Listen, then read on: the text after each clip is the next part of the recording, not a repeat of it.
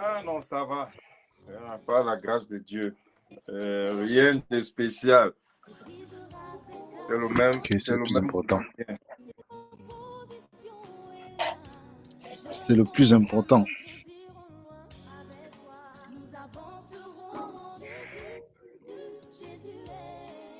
On attend les autres. Accroché à toi jusqu'à la fin, ni les anges, ni les hommes, ni les principautés, ni les persécutions.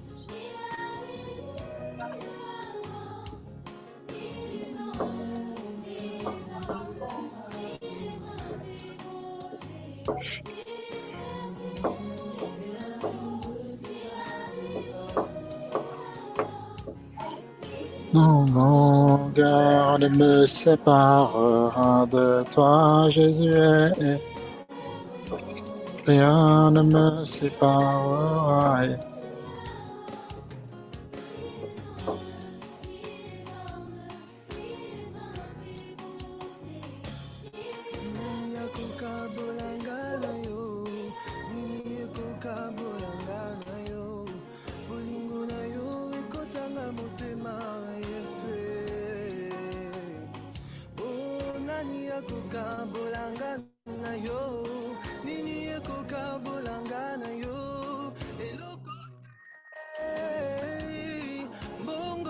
Shalom, maman Sylvanie, comment tu vas?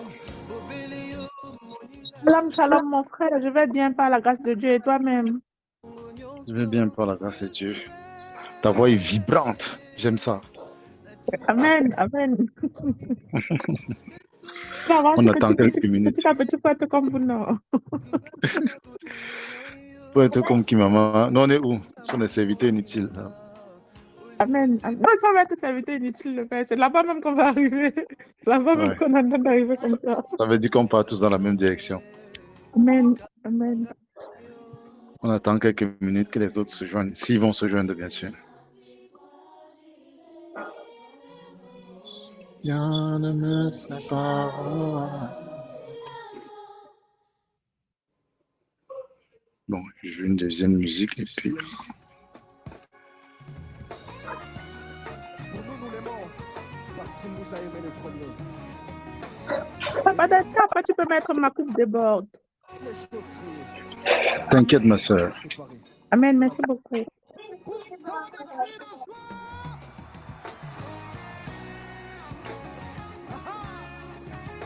Dans les bons, les mauvais jours, mon âme s'est décidée à bénir celui qui soutient ma vie. Il m'a prouvé son amour, je ne peux le nier. C'est décidé, j'établis domicile dans ses pavillers. Ya, ya, ya. Qui pourra me séparer de l'amour de Jésus-Christ manifesté pour moi. Et dans le creux de sa main, que soit l'eau, qui pourra, non, non, non, non, non, non, me séparer de l'amour de Jésus-Christ manifesté pour moi. Ah, et dans le creux de sa main, et dans le creux de sa main, je trouverai ma vie. Je suis aimé, je suis aimé, Dieu est. C'est Léon, Alléluia, pour moi, c'est l'orée, son amour, son sang est là. Alléluia, Alléluia. Je le sais, Je le sais, il m'aime. je le sais, il m'aime. J'en suis convaincu, il m'aime.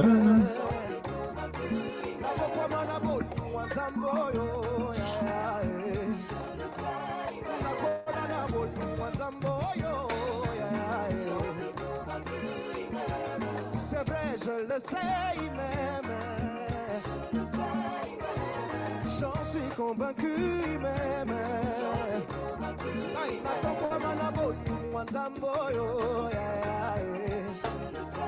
nasimama na bolingo nzambo oyo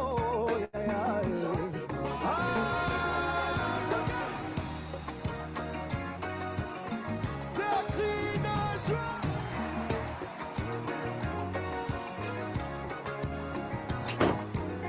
Sur le feu bien.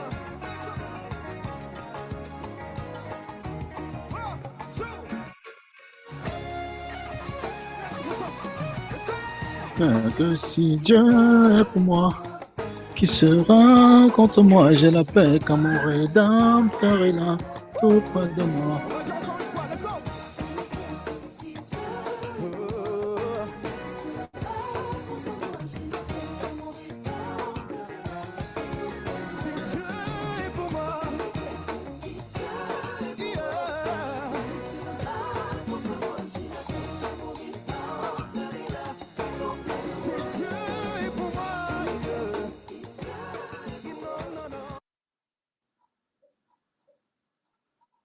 Bon, je crois qu'on va lancer.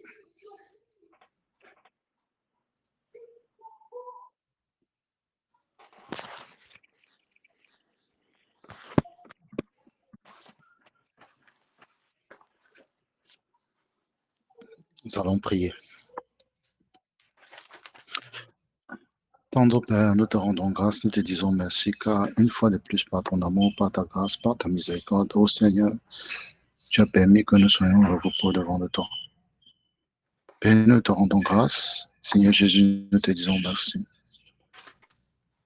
Créateur du ciel et de la terre, béni soit ton saint nom, car tu as permis une fois de plus que nous soyons au repos devant de toi.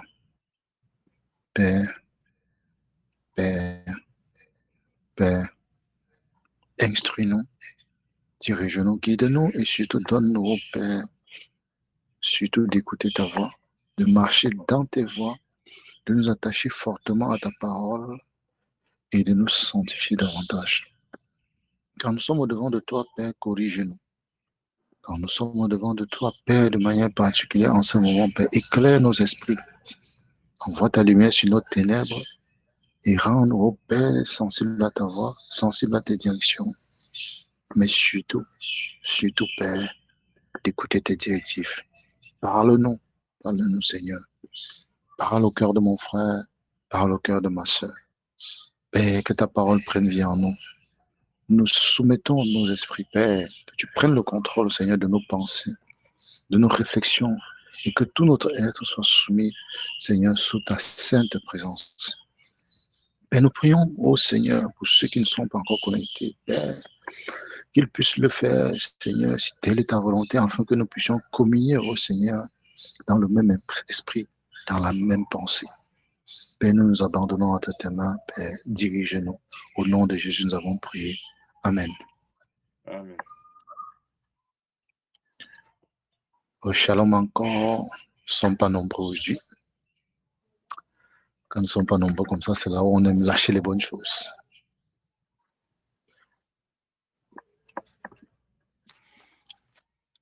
Est-ce que vous avez des questions? Est-ce que vous avez des songes? Est-ce que vous avez un chant qu'on peut élever à la grâce de notre Seigneur Jésus-Christ?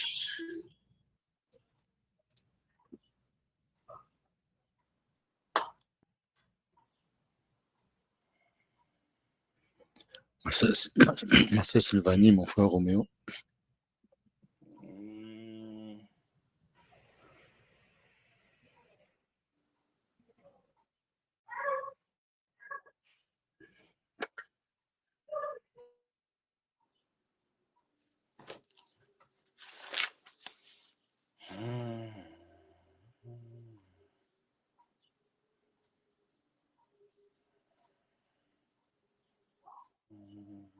Enfin, Jésus a triomphé. J'ai une question, frère. De résistance, vas-y. Attends, c'est dans Marc, c'est ça que j'étais en train de chercher.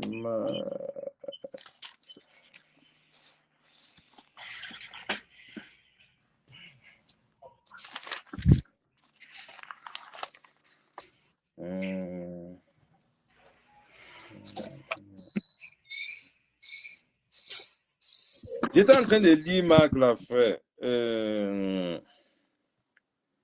Je crois.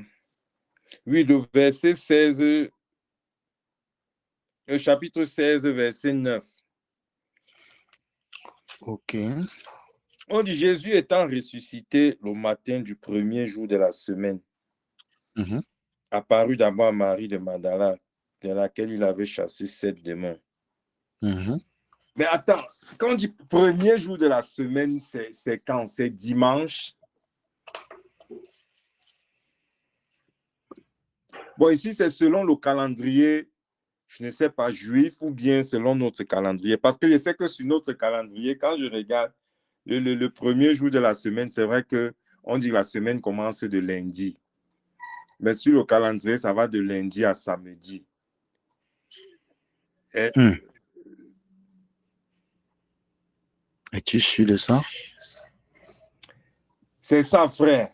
Je voulais un éclairci. Parce que quand tu regardes nos calendriers actuels, hein, on va te mettre d'abord dimanche, lundi, mardi, mercredi, jeudi, vendredi, samedi. Mhm. Sur cette base-là, Jésus est ressuscité quand? Mais sur cette base, voilà, on va dire que Jésus est ressuscité dimanche. Ok, où est donc le problème? Mais oui, C'est quoi ta question? Est-ce qu'il est ressuscité dimanche? Parce que j'ai suivi un enseignement. Attends, s'il est mort vendredi, 3 jours, ça fait vendredi, samedi, voilà. dimanche, lundi. Voilà. Je voulais qu'on en arrive là. Tu as suivi un enseignement sur Bamba Iba. Oui, je crois que j'ai suivi un enseignement comme ça depuis sur Bamba. Attends, c'était même sur Bamba ou bien c'est quand le frère, il était en... Tu te rappelles quand il faisait les enseignements, je crois à la radio. Voilà. Ça veut dire que tu n'as pas bien écouté. Oui, quand j'ai encore lu la partie ici dans la Bible, c'est ça. J'ai dit peut-être que j'ai encore besoin de plus de clarification. Ok. Et la chose que tu aurais dû faire, c'était d'aller comment on appelle ça? D'aller sur Bamba Iba et puis de chercher un enseignement sur la résurrection, bien sur le baptême. Et tu allais comprendre. Tu vois, parce qu'il ne faut pas, surtout en tant que conducteur, il y a des choses qu'on ne doit pas permettre. Il y a des choses qu'on ne doit pas accepter. Il faut, quand il y a un questionnement qui vient dans ton esprit, il y a une base de données qui est sur Bamba Iba, qui a énormément d'enseignements complets et parfaits. Donc, sur cette base-là, tu ne devrais pas suivre quelque chose comme ça et puis ça te trouble l'esprit, tu restes tranquille. Il faut aller chercher. Il faut aller chercher. Mais qu'à cela ne tienne, on va lire. Mm-hmm. Commençons d'abord par relire le verset 9 que tu as lu. Lis doucement le verset 9. Oui, Jésus étant ressuscité le matin du premier jour. Ah, doucement. Jésus étant ressuscité le matin du premier jour de la semaine. Mm-hmm.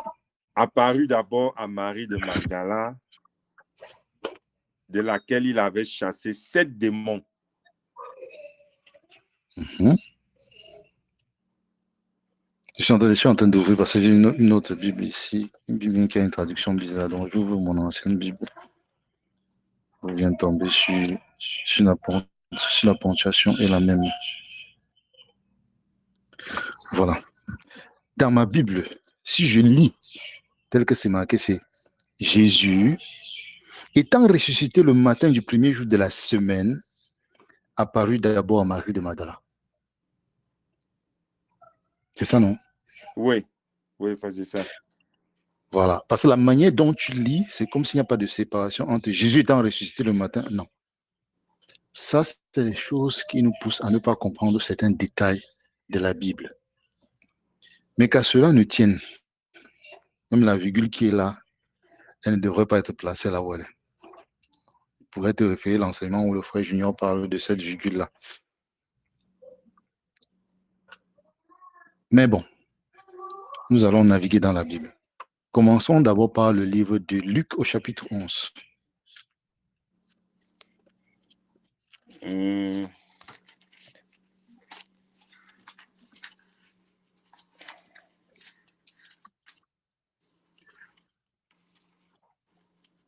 Oui, j'y suis.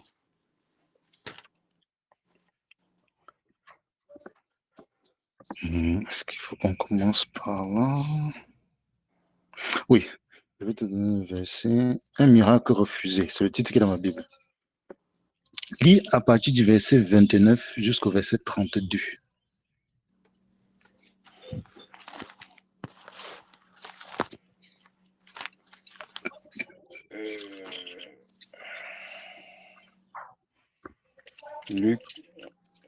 Luc 11, 29 à 32. Oui. Comme le peuple s'amassait en foule, il s'est mis à dire, cette génération est une génération méchante. Elle demande un miracle. Il ne lui sera donné d'autre miracle que celui de Jonas. Car de même que Jonas fut un signe pour les Ninivites, de même le Fils de l'homme en sera un pour cette génération. La reine du Midi se lèvera au jour du jugement avec les hommes de cette génération et les condamnera. Parce qu'elle veut des extrémités de la terre pour entendre la sagesse de Salomon. Et voici, il y a ici plus que Salomon. Les hommes de Ninive se lèveront au jour du jugement avec cette génération et la condamneront. Parce qu'il se repentit à la prédication de Jonas. Et voici, il y a ici plus que Jonas. Amen. Amen, amen, amen. Un instant, pardon.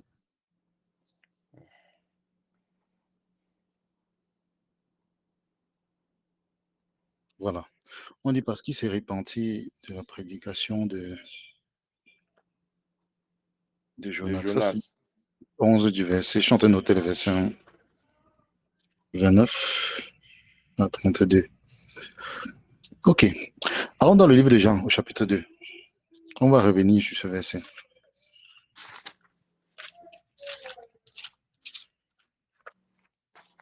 Ok. Jean, chapitre 2. Oui, quel verset? On va lire du verset 13. Non, on va lire du verset 18. On va directement du verset 18 jusqu'au verset 22. Les Juifs prenant la parole lui disent, quel miracle nous montres-tu pour agir de la sorte? Attends, non, désolé. Prends du verset 13 pour comprendre exactement ce qui s'est passé. Prends verset 13 pour comprendre ce qui s'est passé. Ok, 13 à 22. Hein? 13 à 22, oui. La Pâque des Juifs était proche et Jésus monta à Jérusalem. Il trouva dans le temple des vendeurs de bœufs, de brebis et de pigeons et les changeurs assis. Ayant fait un fouet avec des cordes, il les chassa tous du temple ainsi que les brebis et les bœufs. Il dispersa la monnaie des changeurs et renversa les tables. Et il dit aux vendeurs de pigeons, ôtez cela d'ici, ne faites pas de la maison de mon père une maison de trafic. Ses disciples se souvinrent qu'il est écrit, le zèle de ta maison me dévore. Amen. Le temple... Attends d'abord un peu ici avant qu'on ne continue. Le Seigneur Jésus va dans le temple. Le temple qui est le lieu qui avait été consacré par Salomon, où le nom du Seigneur, le nom de Dieu devait être élevé, où le nom du Seigneur devait être magnifié. Donc c'était le symbole ou le lieu d'adoration par excellence du Seigneur Jésus.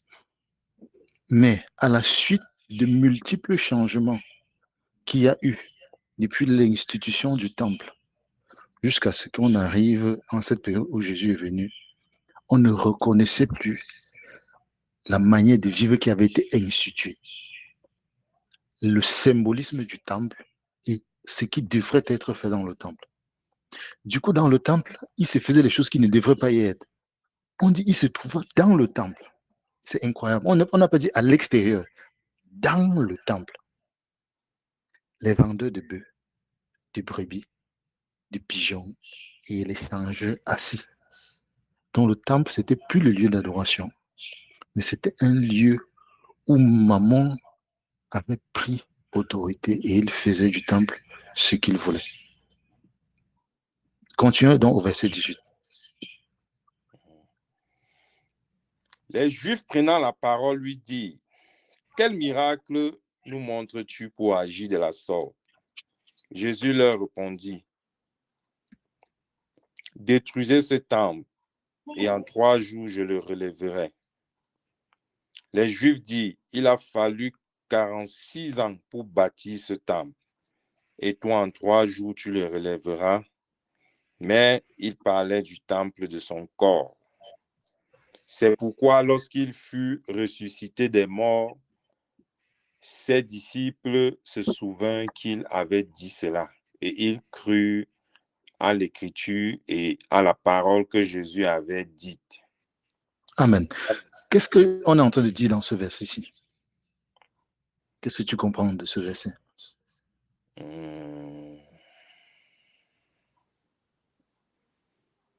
Bon, ce que je comprends ici, c'est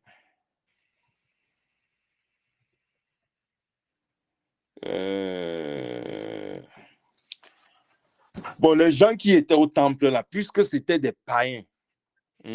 Ah, qui a dit que c'était des païens? Hein? Qui a dit que c'était des païens? Non, mais puisqu'ils étaient au temple pour vendre des... Le temple était un lieu d'échange pour eux. Ça veut dire qu'ils ne comprenaient même pas pourquoi ce temple était là. Non, non, non. Là, tu as dit que tu es en train de rajouter au texte ce que le texte ne dit pas. On a dit se trouvait dans le temple les vendeurs. On n'a pas dit se trouvait exclusivement. Tu vois la différence?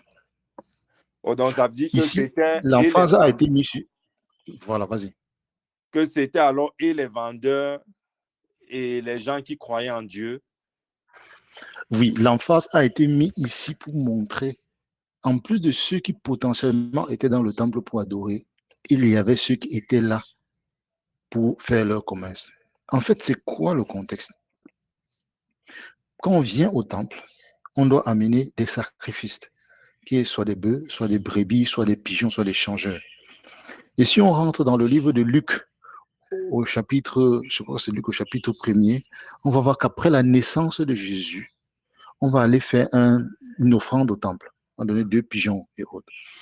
Donc, généralement, ce qui se passait, c'est que les familles qui habitent loin devaient apprendre ce qu'ils avaient, vendre, garder l'équivalent en argent sur eux, se déplacer sur des longues distances, arriver à Jérusalem, racheter ce avec quoi ils devaient faire le sacrifice et puis faire le sacrifice au temple. Mais ceux-ci, ils ont trouvé que bon, c'est plus rapide, donc nous venons vendre directement dans le temple. Comme ça, ceux qui viennent pour faire le sacrifice font direct l'achat là et ils font le sacrifice pour ne pas souffrir. Ce qui potentiellement pourrait être perçu comme quelque chose de bon, mais c'est une perversion. Et c'est là où nous devons faire attention. La perversion, quand ça... J'ai pas oublié ta question, hein. J'ai très bien compris ta question. Donc, on est en train de passer tout autour de ta question, on va arriver à la réponse. La perversion entre dans l'Église. Le levain entre dans l'Église quand on vient rajouter à l'œuvre de Dieu quelque chose qui n'a pas prescrit. Il savait clairement que le temple de Dieu est uniquement fait pour l'adoration. Mais comme pour venir faire l'adoration, en fait, un certain type d'adoration, il fallait venir avec les sacrifices. Ils ont dit autant mieux vendre ça directement dans le temple. Comme ça, c'est un peu plus facile. Ça a une connotation de on facilite les choses, mais on amène la perversion. Donc là, dans le temple, il y avait ceux qui étaient là pour adorer et il y avait ceux qui étaient là pour faire leur activité commerciale. Donc, ce n'était pas exclusif aux chrétiens.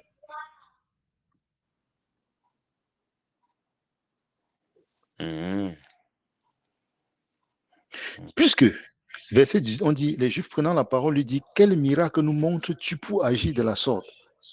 Parce qu'ils savaient que lui, il était prophète. Puisque avant ce miracle-là, il avait fait un miracle justement à Cana. Il avait transformé l'eau en vin. Donc là, on lui demande, quel miracle fais-tu? Quel miracle nous montres-tu en agissant de la sorte? Et il dit, détruisez ce temple et en 3 jours, je le relèverai. C'est ça qu'il est en train de leur montrer. Mais ce n'est pas l'endroit où je veux que nous ayons le focus. Parce que même détruisez ce temple et en 3 jours, je le relèverai. Il y a des choses qui ressortent là. Mais les Juifs disent, il a fallu 46 ans pour bâtir ce temple et toi, en 3 jours, tu le relèveras.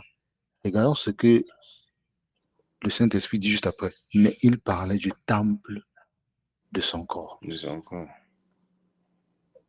Donc, et c'est pourquoi on dit, c'est pourquoi lorsqu'il fut ressuscité des morts, ses disciples se souvinrent qu'il avait dit cela et ils crurent à l'écriture et à la parole que Jésus avait dite.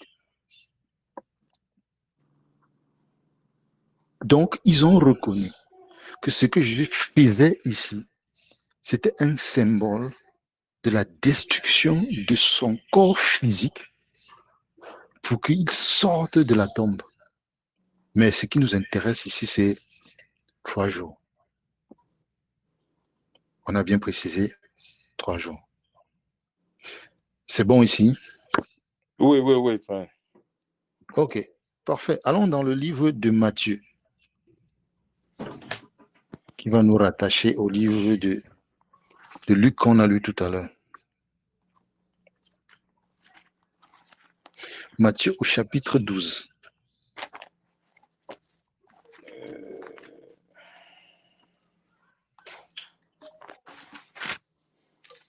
Oui, Matthieu 12.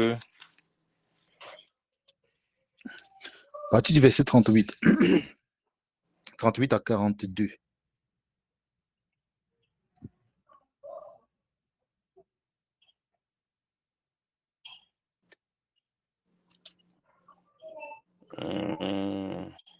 Ok, Matthieu 12, 38 à 40. 42. Alors, tu dis 38 à 40. 42. 42, ok. Alors, quelqu'un des scribes et des pharisiens prit la parole et dit, Maître, nous voudrions te voir faire un miracle.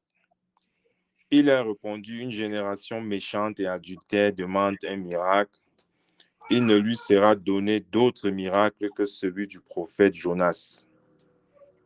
Car de même que Jonas fut 3 jours et 3 nuits dans le ventre d'un grand poisson, de même le Fils de l'homme sera 3 jours et 3 nuits dans le sein de la terre.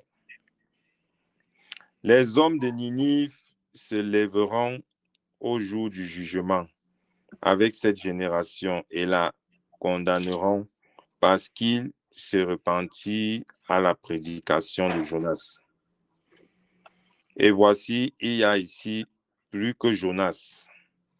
Et voici, il y a ici plus que Jonas. Qu'est-ce que ce verset est en train de nous enseigner? Ça nous dit, les gens ont demandé un miracle au Seigneur Jésus, comme on a lu dans le livre de Luc précédemment. Mais il a dit, une génération méchante et adultère demande un miracle, il ne lui sera donné d'autre miracle que celui de Jonas. Qui est, Jonas fut 3 jours et 3 nuits dans le ventre d'un grand poisson. Le Fils de l'homme sera 3 jours et 3 nuits dans le sein de la terre. C'est-à-dire que Jésus-Christ doit faire normalement 3 jours et 3 nuits dans le sein de la terre. Il doit être mort pour 3 jours et 3 nuits. Et comme Jonas est ressorti, il va ressortir. Est-ce que tu connais l'histoire de Jonas?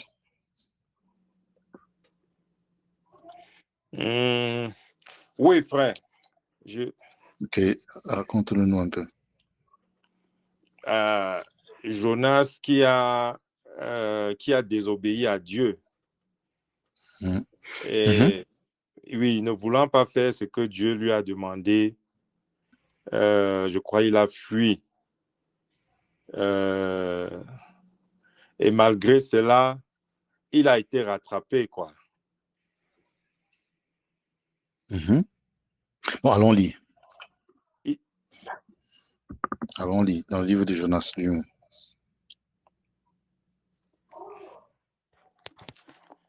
Attends, Il fait le livre de Jonas. C'est un petit livre.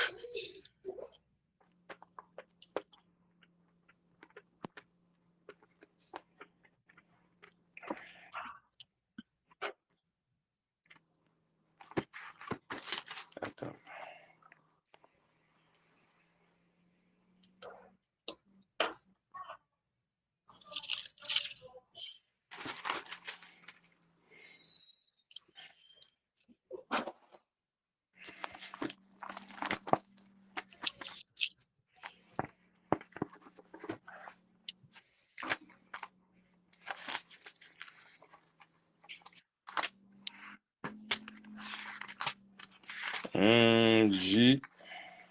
Oui, j'y suis. Dans le livre des prophètes. Voilà, après Joël. Oui, j'y suis, Jonas. Ok, parfait.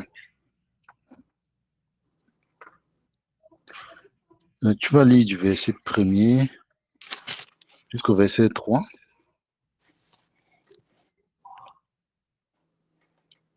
Chapitre 1er. Oui, chapitre 1er du verset 1 à 3. La parole de l'Éternel fut adressée à Jonas, fils d'Amittai, en ces mots. Lève-toi, va à Ninive, la grande ville, et crie contre elle, car sa méchanceté est montée jusqu'à moi.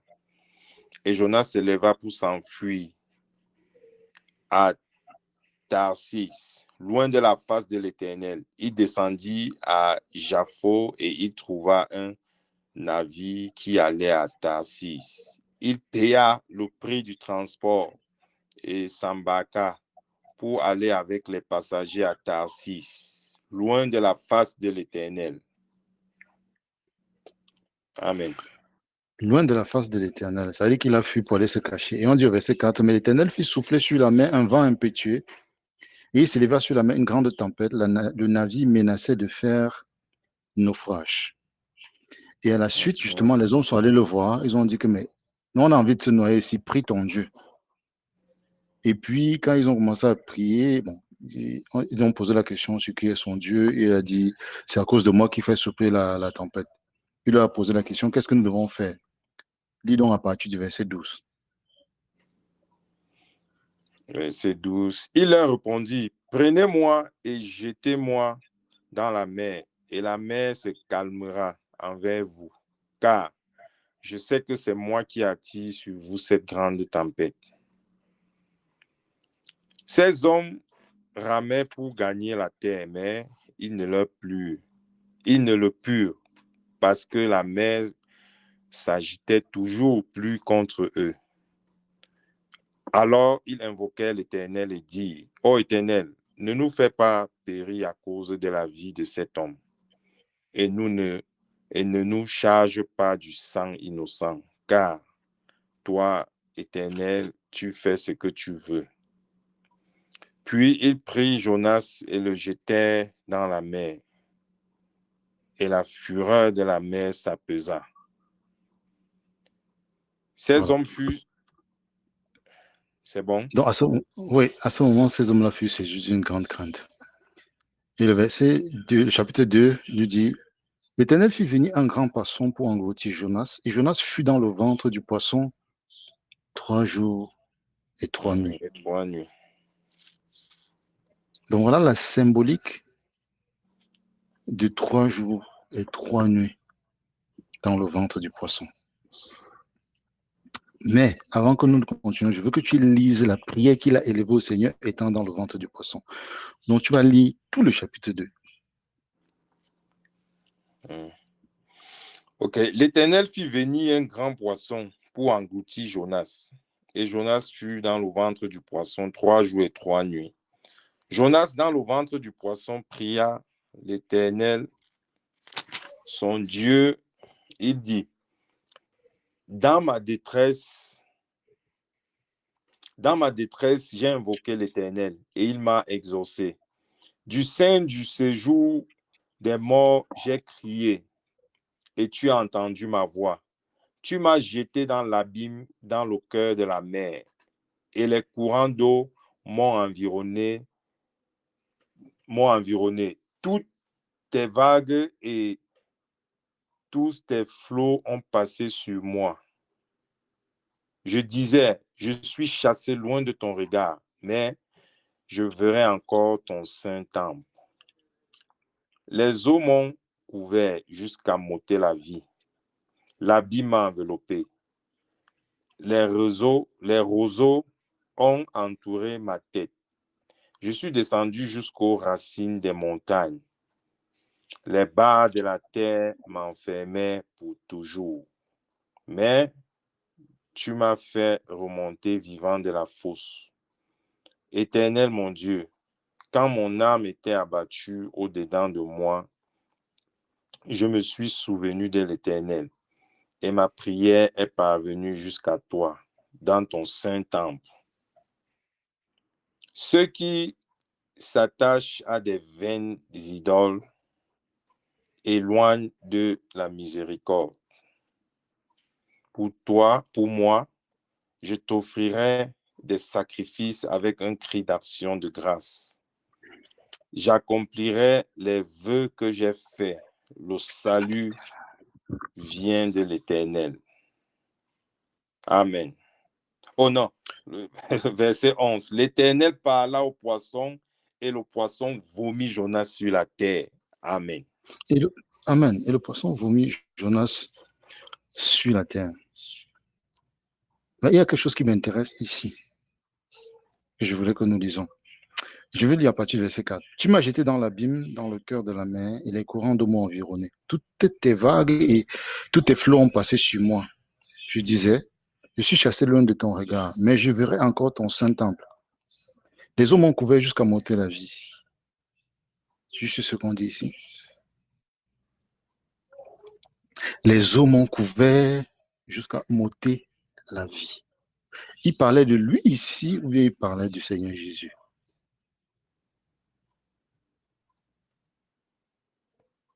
De quoi il parlait de lui? Mais s'il parlait de lui, comment donc était-il en train de prier?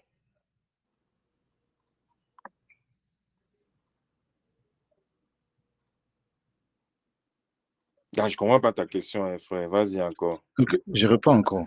Oui. Verset 2. Ah non, pas verset 2. Verset 3. On dit, non, verset 2 et 3. Jonas, dans le ventre du poisson, pria l'Éternel son Dieu. Il dit. Donc, qui est en train de prier? Jonas. Si donc Jonas est en train de prier, au verset 6, il dit, les eaux m'ont couvert jusqu'à m'ôter la vie. Est-ce qu'il peut être en train de dire que les eaux l'ont ôté la vie alors que c'est lui qui est en train de prier?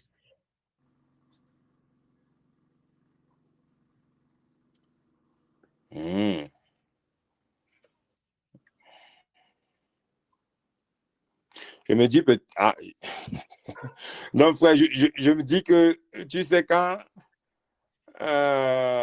quelqu'un, nous-mêmes, tu vois, quelqu'un dit qu'il est allé au-delà, il est revenu. Ok, allons dans Somme au chapitre 22. Je ne sais pas. Oui, allons dans Somme au chapitre 22. Somme chapitre 22.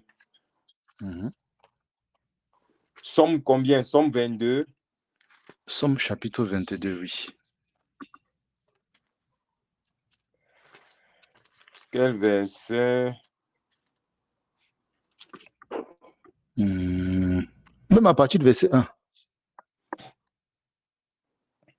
Au chef des chantres, Subish de l'aurore. Dans Somme de David.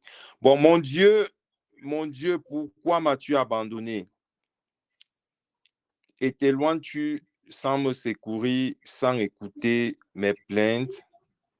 Mon Stop. Dieu, Je ne veux pas qu'on lise tout le somme. Ici, c'est David qui est en train de parler, non? Puisqu'il est dans la cavale, il est en train de fuir Saül. Et c'est pour ça qu'il écrit, mon Dieu, pourquoi m'as-tu abandonné? Parce il ressent ça dans sa chair. Tu vois, il ressent la difficulté. On est d'accord? Oui, ouais. Maintenant, je veux que tu sautes rapidement et tu arrives au verset 13. Au verset 13. De nombreux taureaux sont autour de moi. Des taureaux de Basam m'environnent. Je continue. Il ouvre Oui, contre continue jusqu'au verset 18. Non, jusqu'au verset 20. Ils ouvrent contre moi leur gueule semblable au lion qui déchire et rugit. Je suis comme de l'eau qui se coule et tous mes os se séparent. Mon cœur est comme de la cire. Il se fond dans mes entrailles. Ma force se dessèche comme l'argile et ma langue s'attache à mon palais. Tu me réduis à la poussière de la mort, car des chiens m'environnent. Une bande de scélérates rôde autour de moi. Ils ont percé mes mains et mes pieds. Je pourrais compter tous mes os. Eux, ils observent et ils me gardent. Ils se partagent mes vêtements. Ils tirent au sort ma tunique. Amen. Stop. Amen. Est-ce que quand David était dans la cavale, justement, ils ont tiré au sort ses vêtements. Ils ont percé ses mains et ses pieds.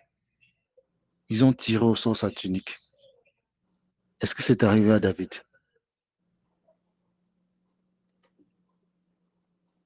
Non, frère. Ce n'est pas arrivé à David parce que très exactement, le Seigneur a plongé David dans une vie qui devait le pousser à déclarer des choses qui concernent sa vie, à élever des prières pour son âme. Et à travers ces prières pour son âme, il devait passer au travers de cela pour sortir des prophéties. C'est pour ça que les chants, les psaumes sont parfois des chants, les psaumes sont parfois des prières qui sont des prophéties intégrées. Donc ici, quand David commence à dire, mon Dieu, pourquoi m'as-tu abandonné? Il parle de lui-même, en même temps, il parle du Seigneur Jésus. Quand il arrive à partir du verset 13, toute la prière qu'il sort là, c'est exactement la déclaration du Seigneur Jésus au moment où il va être crucifié, ou bien avant qu'il va être crucifié. Il dit, les nombreux taureaux sont autour de moi, des taureaux de Basan m'environnent. Là, il est en train de décrire, il est en train de vivre dans son sein, à ce moment-là, ce que le Seigneur Jésus est en quelque sorte en train de vivre, ou ce qu'il va vivre sur la croix. Il est en train de prophétiser. Donc, quand Jonas, dans le ventre, il a dit, c'est même où encore, là, je tourne, il a dit, les eaux m'ont couvert jusqu'à m'ôter la vie. Il ne parlait pas de lui-même, mais il était en train de prophétiser que le Seigneur Jésus, quand il va rentrer dans le ventre de la terre, il va y mourir. Donc, je suis venu dans le livre de Somme tout montrer que dans la parole, à un moment donné, quelqu'un peut déclarer des choses et sort complètement de là, il donne des prophéties. Ça, c'est l'apanage des prophètes. Donc, c'est ce que je voulais te montrer à travers ces les eaux m'ont couvert jusqu'à m'ôter la vie et pourquoi on est allé dans Somme au chapitre 22.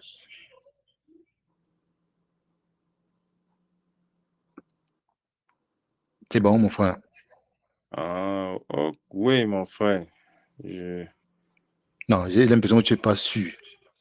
Non, non, non, non, non, ce n'est pas que je comprends maintenant avec tes explications là.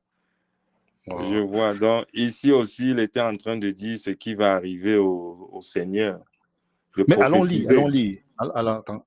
Ouvre Matthieu chapitre 27.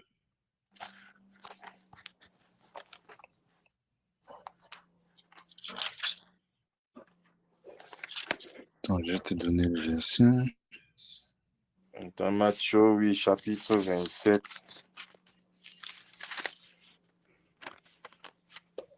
Ah, c'est là où on allait tomber.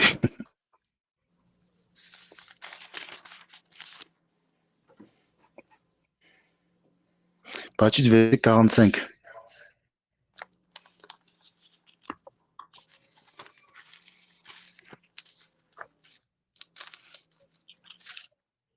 Chapitre 27, verset 45.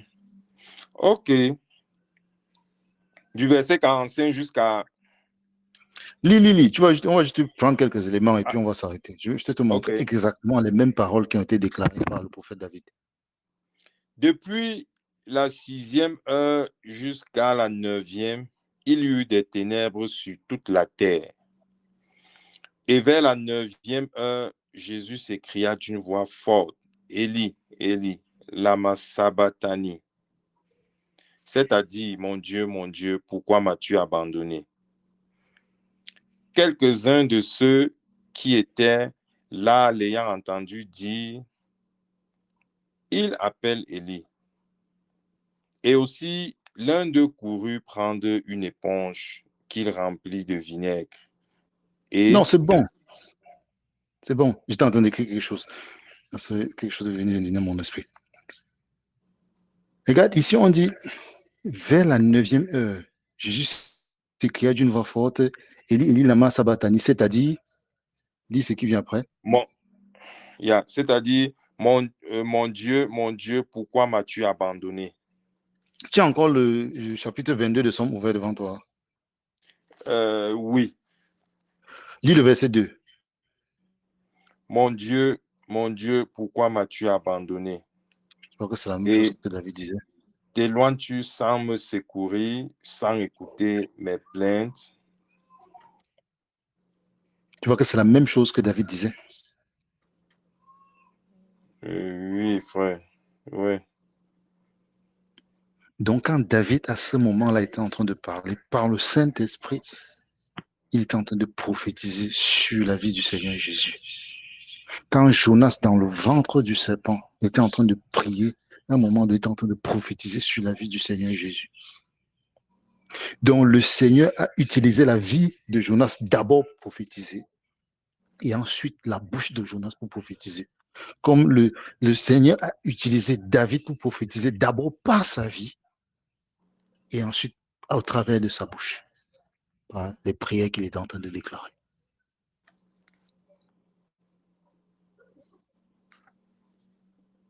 C'est bon, c'est clair maintenant. Oui, frère. Ok, parfait. Donc, je vais donc récap, parce qu'on a parcouru beaucoup de versets là, j'espère que tu ne t'es pas perdu. Ici, on a commencé d'abord par ce que tu nous as donné dans Marc au chapitre 16, verset 9. Jésus étant ressuscité le premier jour de la semaine.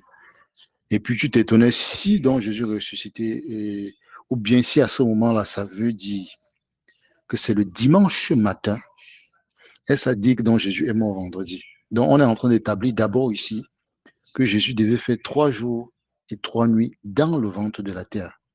Comme lui-même, il a déclaré de par sa bouche, comme on l'a vu dans le livre de Jean et dans le livre de Matthieu, comme il a déclaré, un d'abord, que détruisez ce temple et je le détruirai, je le reconstruirai en 3 jours. Et ils ont dit, donc en 46 ans, tu vas le détruire en 3 jours. Ça, c'est la première des choses. La deuxième des choses, c'est quand on lui a demandé un miracle, il a dit, il ne vous sera donné aucun miracle que celui de Jonas. Que tel que Jonas a fait 3 jours et 3 nuits dans le ventre du poisson, Jésus fera 3 jours et 3 nuits dans le ventre de la terre. Nous sommes allés dans le livre de Jonas pour voir que Jonas, quand il était justement en train de prophétiser au travers de sa vie, il a prié et dans sa prière, il a prophétisé et déclarant que Jésus étant dans le ventre de la terre est mort. Et pour établir justement ce phénomène qui est lié aux prophètes, que par leur vie, ils prophétisent, et pas que par leur bouche, ils prophétisent. On va aller dans le livre de Somme, au chapitre 22. Donc, il est clairement établi ici que Jésus doit faire 3 jours et 3 nuits dans le ventre de la terre. Et il est clairement établi ici que Jésus est sorti du tombeau, ou bien il est apparu le premier jour de la semaine, qui est dimanche. Maintenant, si on quitte le dimanche, on fait 3 jours et 3 nuits, ça fait combien d'heures? 3 jours et 3 nuits. Oui. Ça fait 72 heures. Ok. Si ça fait 72 heures, si tu comptes toi-même à partir de là, tu penses que Jésus est mort quand? Si c'est dimanche, c'est qu'il est mort jeudi. Ok. Mais est-ce qu'on a dit là-bas que Jésus est ressuscité le dimanche? Non, Qu'est-ce qu'on a dit là-bas? le premier jour de la semaine. Oui, qu'est-ce qu'on dit le premier jour de la semaine? Qu'est-ce qui s'est passé? Attends, oh. Jésus étant ressuscité le matin du premier jour de la semaine, apparut d'abord à Marie de Magdala, de laquelle il avait chassé 7 démons. Oui, en tout cas, je vais t'envoyer l'enseignement où le frère, je vais essayer de trouver ça parce que ça fait longtemps, où le frère Jérôme dit clairement que la virgule là est mal placée.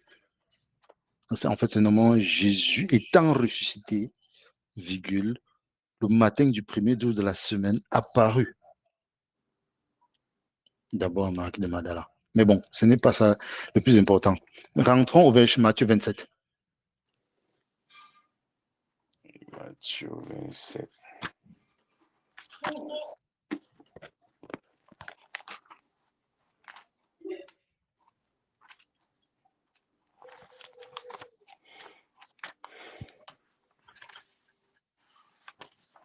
Ok, Matthieu 27. Oui, On va lire à partir du verset 39. Matthieu 27, 39. Oui, les passants l'injuriaient et secouaient la tête en disant, toi qui détruis le temple et qui le rebâtis en 3 jours, sauve-toi toi-même. Si tu es le Fils de Dieu, descends de la croix. Les principaux sacrificateurs avec les scribes et les anciens se moquaient aussi de lui et disaient, il a sauvé les autres et il ne peut se sauver lui-même. S'il est roi d'Israël, qu'il descende de la croix et nous croirons en lui. Il s'est confié en Dieu, que Dieu le délivre maintenant, s'il l'aime, car il a dit, je suis fils de Dieu. Les brigands crucifiés avec lui l'insultèrent de la même manière. Depuis la 6e heure jusqu'à la 9e, il y eut des ténèbres sur toute la terre. Ok, stop d'abord ici. Mhm. On dit depuis la 6e jusqu'à la 9e heure, il y a eu des ténèbres sur toute la terre. Donc ça veut dire que dans un intervalle de 3 heures de temps, il y a eu les ténèbres sur toute la terre. On est d'accord?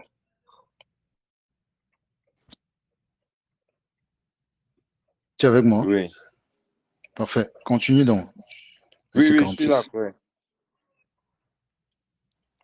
Hmm. Tu dis quoi, verset 56? Non, 46. Tu vas lire jusqu'au verset 50. Et, oui, et vers la 9e heure, Jésus s'écria d'une voix forte, Élie, Élie, lama sabachthani, c'est-à-dire, mon Dieu, pourquoi m'as-tu abandonné? Quelques-uns de ceux qui étaient là, l'ayant entendu dire, il appelle Élie. Et aussitôt, l'un d'eux courut prendre une éponge qu'il remplit de vinaigre et l'ayant fixée à un roseau, il lui donna à boire. Mais les autres disaient, laisse, voyons si Élie viendra le sauver. Jésus poussa de nouveau un grand de nouveau. cri. Jésus poussa de nouveau un grand cri et rendit l'esprit. Amen. Amen. Donc, Jésus est mort à quelle heure? Selon ici,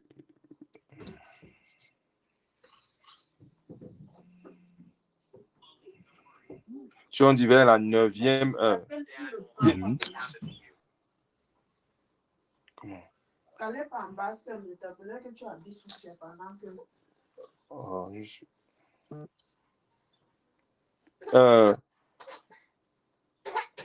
vers la 9e heure, frère. Ok, donc c'est vers la 9e heure. Ouais. Mon frère, si tu peux t'occuper de l'enfant et avec nous revenir, ce serait bien. Non. Oh, je vais me déplacer une minute. Ok.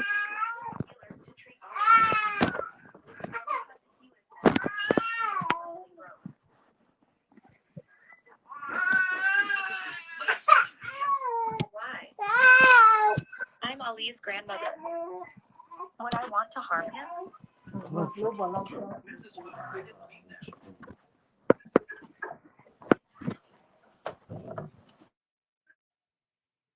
Donc, mon frère, je t'ai mis sur mute. Quand tu pourras, ouvre juste ton micro. Et puis, on va continuer le temps que tu sois bien organisé.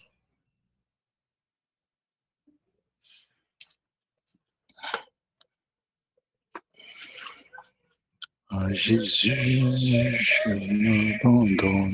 Ok, wants to speak. Hello to speak. Ouais, tu peux ouvrir ton micro maintenant. Ok. Ok. Voilà, donc Jésus est mort à quelle heure? À la 9e heure. Ok. 9e heure. Tu sais quelle heure ça correspond dans notre horloge aujourd'hui?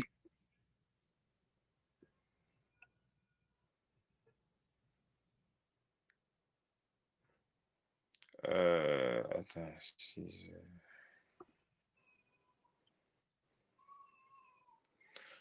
Bon, à la 9e heure, frère, bon, le problème, c'est que si...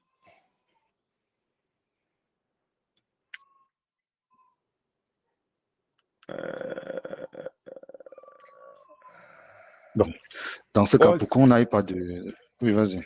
Si on dit que si la première heure, bon, si la première heure, c'est 6 heures du matin, bon, c'est ça, il faut prendre d'abord, il faut connaître le départ. La première Voilà, heure, c'est bien, j'aime 6 heures. ça. Il faut connaître le départ. Bien, Oui, bien, j'aime ça. oui, c'est 6 heures du matin, c'est 5 heures, c'est 4 heures, donc c'est à partir de là que nous pouvons définir quelle est exactement la 9e heure. Ok. La 9e heure, c'est donc quelle heure? Bon, si c'est 6 heures, la première, c'est que la 9e heure, je prends la 9e heure, c'est 15 heures. Chez nous, de l'après-midi. 7, 8. Oui, 3 heures de l'après-midi. 6 plus 9, ça fait 15 heures exactement. Oui. 6 plus 9, ça fait 15 heures. Mais ça fait 15 heures de quel jour? Bon, supposons que c'est 15 heures. Si tu prends jeudi de 15 heures jusqu'à vendredi 15 heures, ça te donne un jour, c'est ça, non? Oui. Si tu prends vendredi 15 heures jusqu'à samedi 15 heures, ça fait? 2 jours. Tu prends donc samedi 15 heures jusqu'à dimanche 15 heures, ça fait? 3 jours. Comment est-ce donc possible qu'il puisse être apparu à cette femme-là le dimanche matin?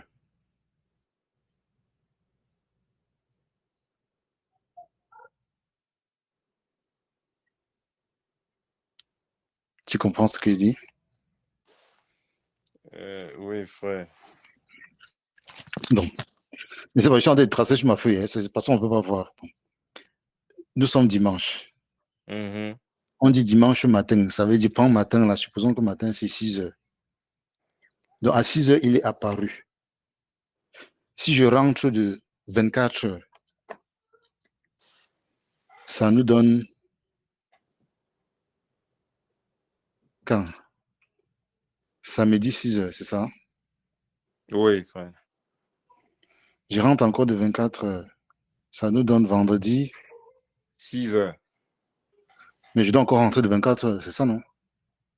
Puisqu'on a dit qu'il a Oui. fait 3 jours et 3 nuits. Ça fait 72 heures complètes. Si je rentre encore de 3 jours, ça fait jeudi 6 heures, c'est ça, non? Jeudi 6 heures. Oui, frère. Voilà. Or, on nous dit clairement dans la Bible qu'il est mort à la 9e heure. Et tu as si bien établi que la 9e heure, c'est 15 heures de notre temps. Exact. Si donc il est mort à 15 heures, le jeudi, comment il fait donc pour ressusciter, pour apparaître dimanche matin? Il n'aura pas fait 3 jours et 3 nuits.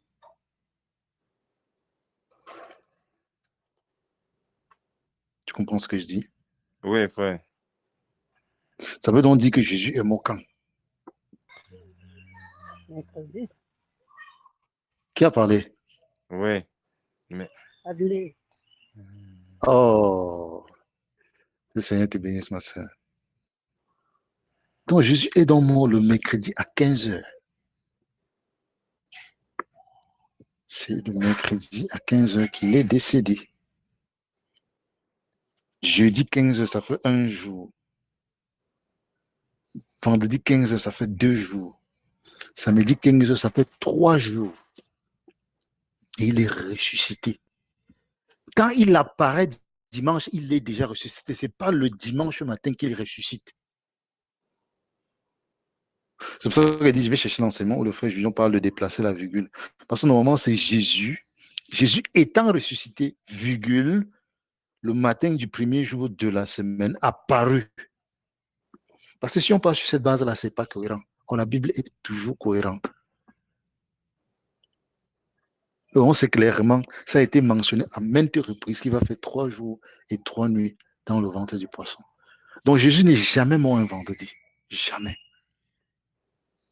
Il est mort un mercredi à 15 heures. Et il ressuscite justement après le 15 heures du samedi. Puisqu'on a dit qu'il va faire 3 jours et 3 nuits dans le ventre de la terre. Et c'est comme ça donc qu'il peut apparaître à Marie de Magdala le dimanche matin. Est-ce que c'est clair? Ah oui, frère, c'est clair. Je vois là, je comprends la nuance maintenant. Parce que moi, je comprenais comme si quand il est ressuscité directement, là, il a vu. Non, non, non, non. On n'a pas dit qu'il est, non, non, non. On a dit qu'il est apparu. Qu'il est apparu. C'est pour ça qu'il y a une nuance là-bas. Je ne sais pas si peut-être il y a une version où ils ont bien mis la virgule ou pas. Je vais essayer de chercher ça. Et si je te trouve, et puis je vais essayer de trouver dénicher l'enseignement où le frère Junior en parle. Mais ce jour-là, on a l'accent c'était mis sur l'apparition. Ah bah voilà, merci beaucoup. Merci beaucoup. Donc voilà un sac la sœur a mis. Donc il faut te délecter. Et puis, je suis très sûr qu'il y aurait plus de détails et plus d'autres choses merveilleuses dans cet enseignement-là. Donc voilà. Jeudi, samedi. Donc il meurt à la 9e heure du mercredi. Et il fait 72 heures dans le ventre de la terre. Il ressuscite et ensuite il apparaît aux gens la matinée du premier jour.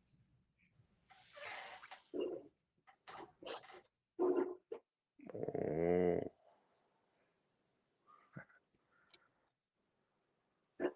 Mais pourquoi je nous ai fait parcourir la Bible, c'était pour que nous voyions comment le Saint-Esprit opère dans la parole pour mettre les détails de ce qu'il va faire après. Il y a toujours un verset pour confirmer un autre verset dans la Bible. Toujours, toujours. C'est pour ça qu'on est allé à travers les prophètes. Donc, si ça répond à ta question, rendons grâce à Dieu. Non, oui, frère, ça répond. Est-ce que tu as d'autres questions?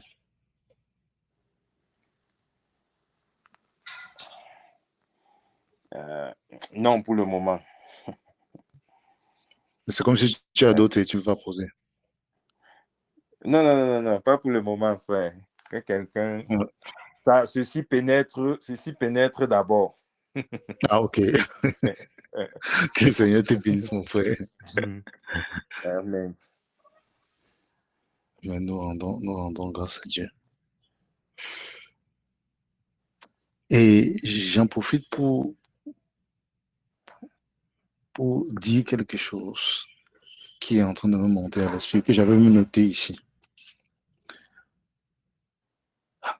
Dans le verset 39, on dit ceci, dans Matthieu chapitre 27, on dit, les passants réguliers et se secouaient la tête en disant, toi qui détruis le temple et qui le rebâtis en 3 jours, sauve-toi toi-même, si tu es le Fils de Dieu, descends de la croix.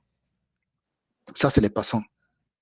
C'est pas eux qui m'intéressent. Verset 41, on dit, les principaux sacrificateurs, avec les scribes et les anciens, se moquaient aussi de lui, disaient, il a sauvé les autres, il ne peut se sauver lui-même.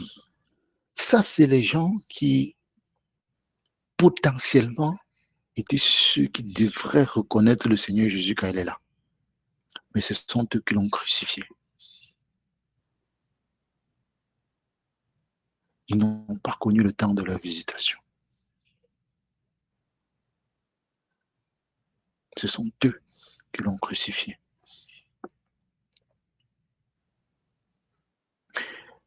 Je suivais, avant que nous ne commencions, un enseignement qui a été fait à Bafoussam, c'est quoi, c'est un Kena là-bas. Et nous devons savoir qui nous sommes. Si je trouve le titre, oui, enseignement, je veux vous le mettre. Nous devons savoir vraiment qui nous sommes. Nous devons être déterminés. Nous sommes dans une ère particulière. Le Seigneur est en train de vouloir faire quelque chose sur la terre qu'on n'a jamais vu, on n'a jamais entendu. La question est donc posée à chacun de nous. Reconnaissons-nous cette ère, allons nous investir comme il faut. Il ne faut pas que nous ratons ceci, mes frères et mes sœurs. Il ne faut pas que nous ratons ceci. Il ne faut pas que nous ratons ceci. Tu vois, le frère Junior vient dans un live, il dit, j'ai bien envie de venir dans des lives, mais vous ne priez pas assez. Quand il se lève pour venir faire un live, ça veut dire que c'est orchestré depuis le ciel. Il reçoit la directive venant du Père. Que va faire un live, car mes brebis, mes enfants crient. Ça veut dire que quand il y a un live, quand il y a un direct, c'est sous la conduite du Saint-Esprit. Comment donc doit être notre cœur, nos dispositions quand nous nous connectons à ce live? Je ne veux pas dire que le Saint-Esprit n'est pas au milieu de nous actuellement. Non. Je veux juste dire que nous sommes dans des temps où le Seigneur est en train de faire quelque chose. Le Seigneur est en train de conduire une œuvre. Le Seigneur est en train de nous amener quelque part.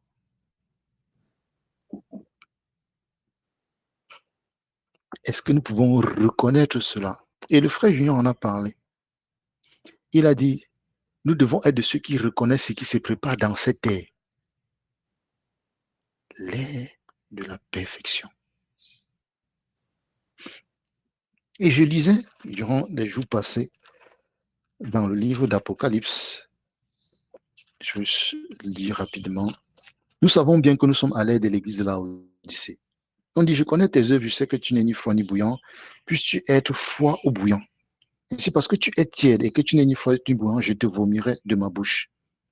Parce que tu dis, je suis riche, je me suis enrichi, je n'ai besoin de rien. Et parce que tu sais que tu es malheureux, misérable, pauvre, aveugle et nu, je te conseille d'acheter de moi de l'or éprouvé par le feu, afin que tu deviennes riche, et des vêtements blancs, afin que tu sois vêtu, et que la honte de ta nudité ne paraisse pas, et un colis pour un de tes yeux, afin que tu vois. Quand on lit ça, on comprend que le Seigneur est en train de donner des indications claires pour son Église. C'est pour ça qu'il dit après, je me tiens à la porte et je frappe. Si quelqu'un entend ma voix, ouvre, j'entrerai chez lui. Le Saint-Esprit va entrer dans son Église. On peut avoir tendance à croire que tout ce que l'Église de Laodicée a fait se limite à ça. Non. Je remonte juste au niveau de l'église de Sardes. Verset, attends, je vais le dénicher. Oui, verset 1, je vais lire même à partir du verset 1. Écrit à l'ange de l'église de Sardes. Voici ce que dit celui qui a les 7 esprits de Dieu et les 7 étoiles. Je connais tes œuvres. Je sais que tu passes pour être vivant et que tu es mort. Sois vigilant et affermi. Le reste qui est près de mourir, car je n'ai pas trouvé tes œuvres parfaites devant mon Dieu. Je n'ai pas trouvé tes œuvres parfaites devant mon Dieu. On dit ici que les œuvres de ceux de l'église de Sardes n'étaient pas parfaites. Mais est-ce que ça ne s'adresse pas à nous? Ce n'est pas comme s'il n'y avait que eux qui devaient chercher à faire des œuvres parfaites. Non. C'est qu'à chaque fois une recommandation, quand elle est donnée à une église d'un âge, cette même recommandation-là s'applique à tous les âges qui suivent. Donc la perfection qui est demandée à l'église de Sardes nous est tout aussi demandée dans l'église de Laodicée. La perfection. La perfection. Le niveau que le Seigneur attend, que le Seigneur requiert pour notre temps, c'est un niveau tellement élevé. Dans cet enseignement ou dans ce partage des frères d'Unkena, il disait, mettons la distraction dehors, nous en avons parlé ici. Il disait, si avant, nous avons prié pour 2 heures, maintenant nous devons prier pour 4. Pour dire que nous devons aller croissant, nous devons aller grandissant. Parce que ce qui est demandé à l'église de Laodicée, ce n'est pas la même chose qui est demandé à l'église de Philadelphie, de Sardes, de Thyatire, de Pergame. Le standard, à un moment donné, commence à être croissant. Le standard commence à être croissant.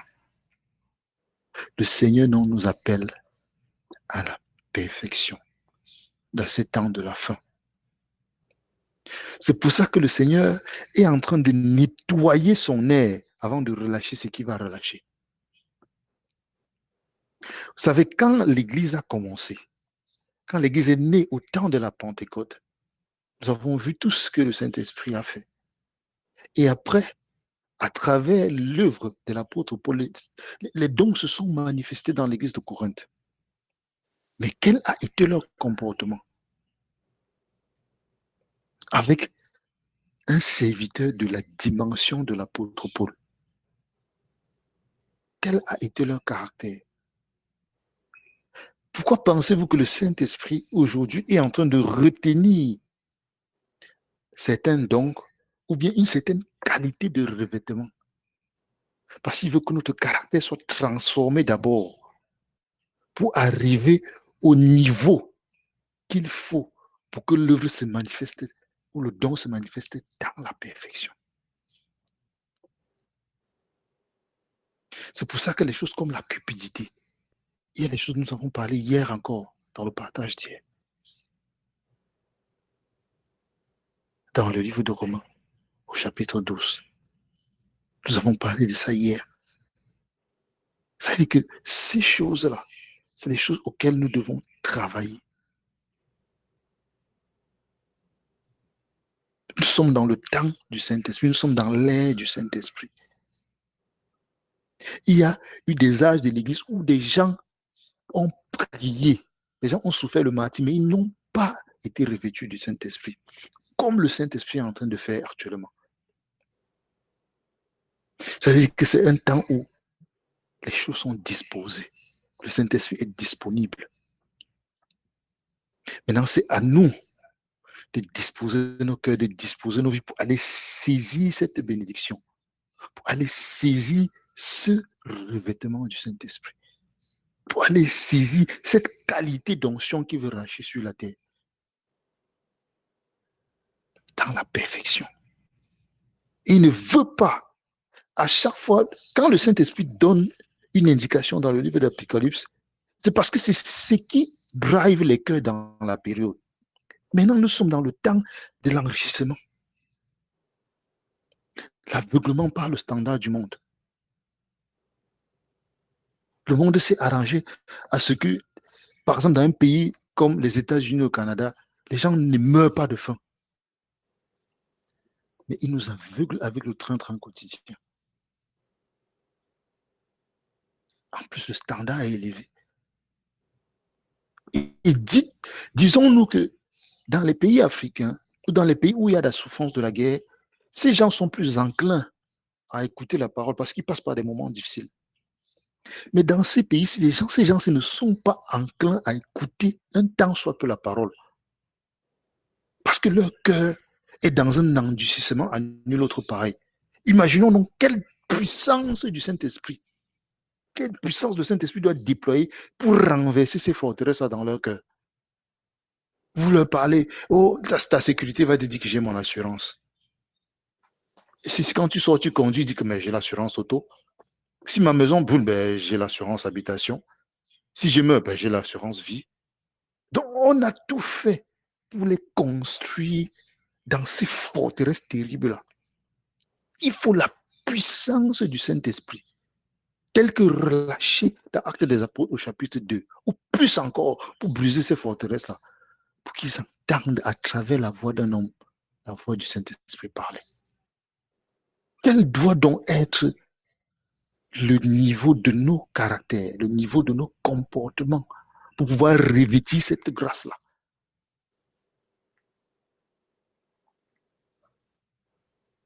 C'est juste pour nous dire, nous sommes dans une ère où, comme le Seigneur Jésus était sur la croix, et ceux qui se disaient de lui l'ont insulté, nous ne devons pas être de ceux-là qui vont passer au travers de la grâce. Le Saint-Esprit est disponible. La grâce est disponible. À nous d'avancer et de le saisir. À nous de nous emparer de cette bénédiction-là. À nous de nous accrocher à ça. Comme cette femme qui avait une perte de sang. Elle a dit dans son cœur, tellement elle a cherché la solution. Quand elle a seulement entendu qu'il y a un Jésus là qui guérit, voyant la foule qui symbolisait l'obstacle entre elle et Jésus, elle a dit que je ne peux pas arriver à lui parler. Peut-être comme cette femme qui était au bord du puits. Peut-être comme cet aveugle-là qui criait et on l'entendait parce que peut-être ce jour-là, il y avait tellement de bruit. Mais si j'arrivais juste à toucher son vêtement, elle a bravé les obstacles. Peut-être on est même monté sur elle. Peut-être quelqu'un l'a même giflé parce que tellement on voulait toucher Jésus. Parce qu'on savait que seulement toucher son vêtement, des choses, ça faisait des miracles. Seulement sa présence.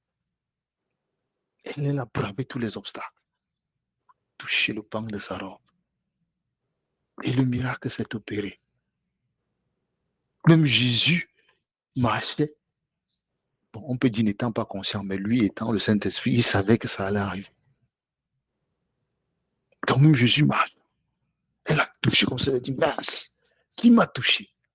Toucher le Saint-Esprit, toucher le Saint-Esprit. Cherchons à toucher le Saint-Esprit. Ce toucher-là qui amène la vague à quitter le ciel pour descendre dans notre être. Cherchons à toucher le Saint-Esprit. Cherchons à toucher le Saint-Esprit. Que Père, je veux te toucher. Te toucher. Afin que quelque chose quitte en toi là pour venir chez moi. Cherchons à toucher le Saint-Esprit. Afin qu'il illumine notre vie. Que cette puissance-là habite dans nos corps. Que nous soyons remplis pour faire son œuvre, quelle qu'elle soit.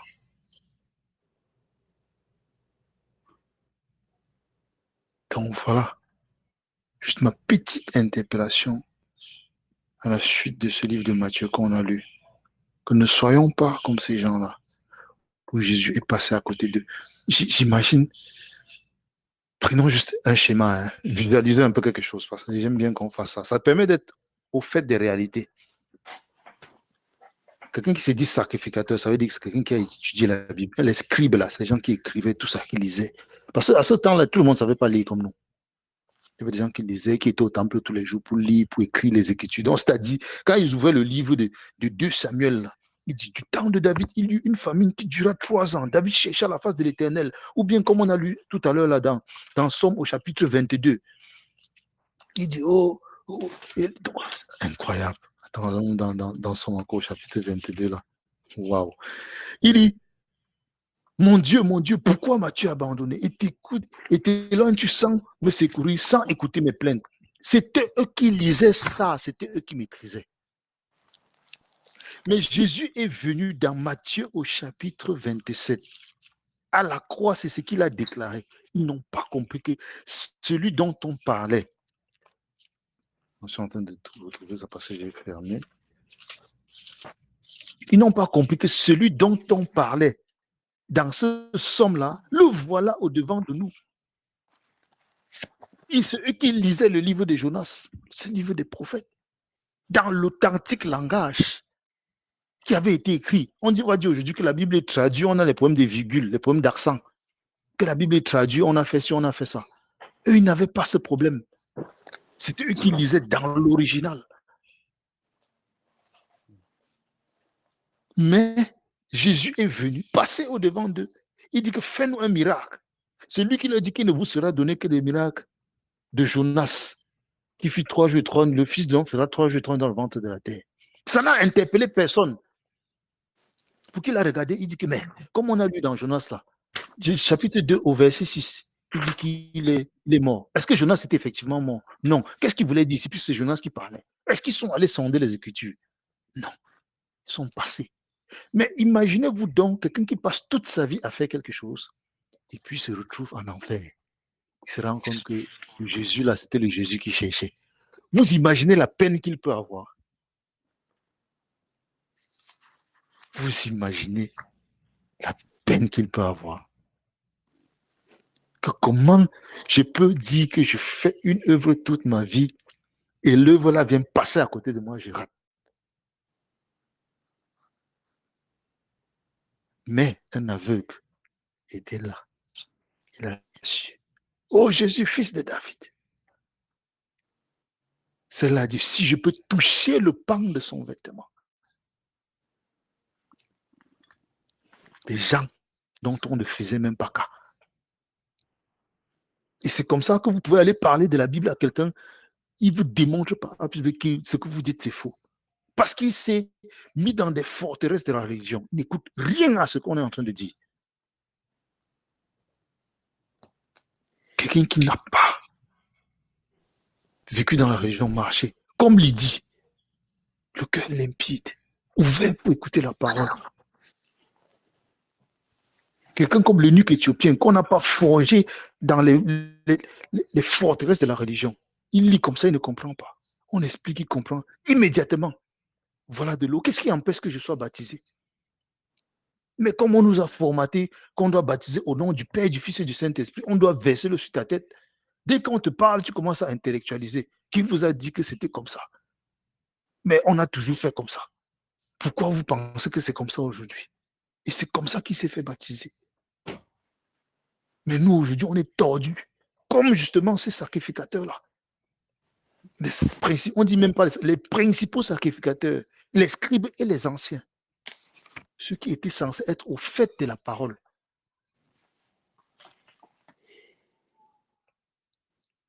Donc c'est nous qui, voyons ce que le Seigneur est en train de faire, doit dire Seigneur, je ne veux pas passer à travers de ce qui est en train de se faire sur la terre. Père, même si je suis fait, soutiens-moi. Soutiens-moi. Aide-moi dans mes faiblesses. Que par moi-même, je n'y arrive pas.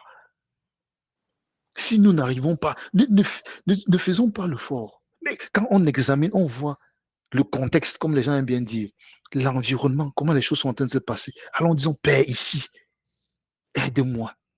Brise mon incrédulité. Soutiens-moi dans ma faiblesse. Amène-moi à tes pieds.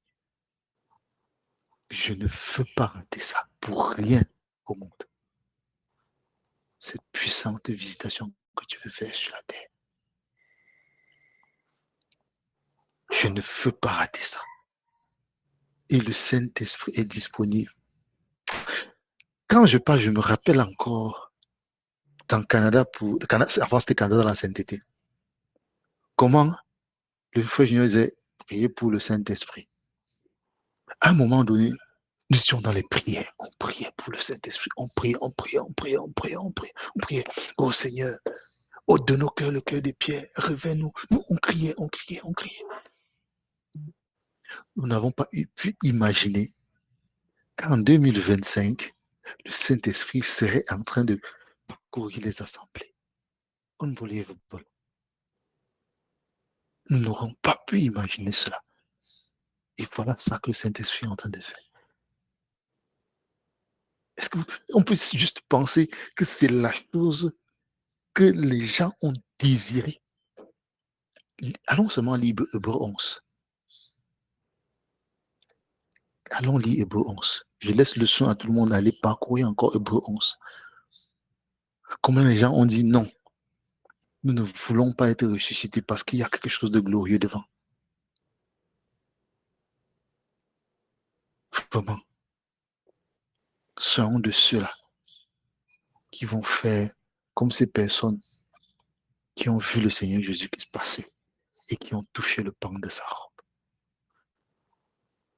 Touchons le pan de la robe du Seigneur Jésus, car il est disposé et disponible.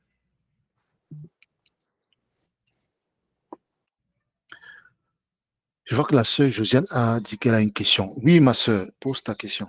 Oui, frère, shalom, bonsoir à tout le monde. J'avais une question Shalom. pendant que vous étiez en train de parler du Saint-Esprit, qu'il fallait toucher le Saint-Esprit, il fallait le chercher. Et puis, il y a dans le livre de Jean 14, le Seigneur dit, si vous m'aimez, gardez mes commandements. Je prierai le Père et il vous donnera l'Esprit Saint qui va demeurer en vous éternellement.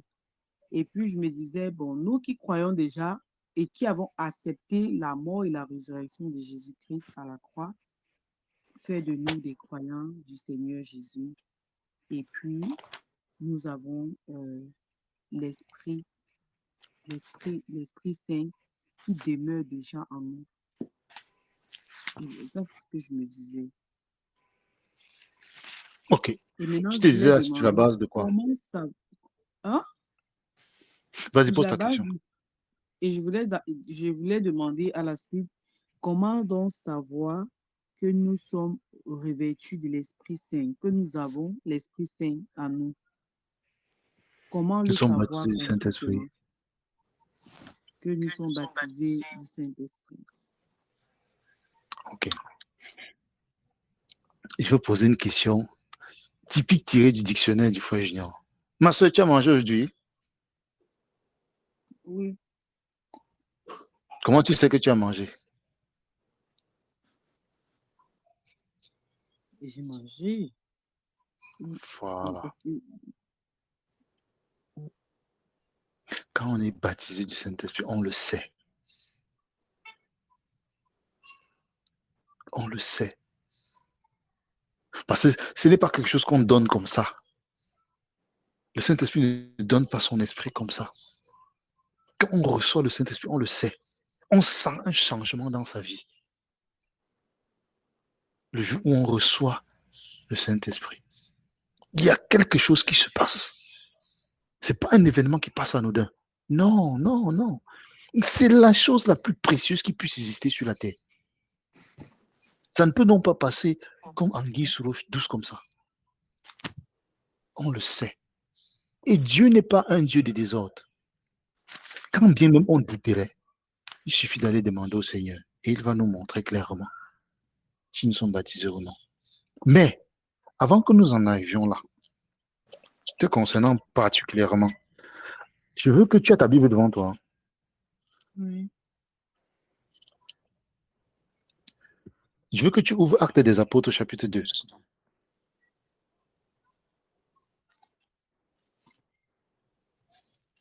Oui. Acte. Lis du verset 37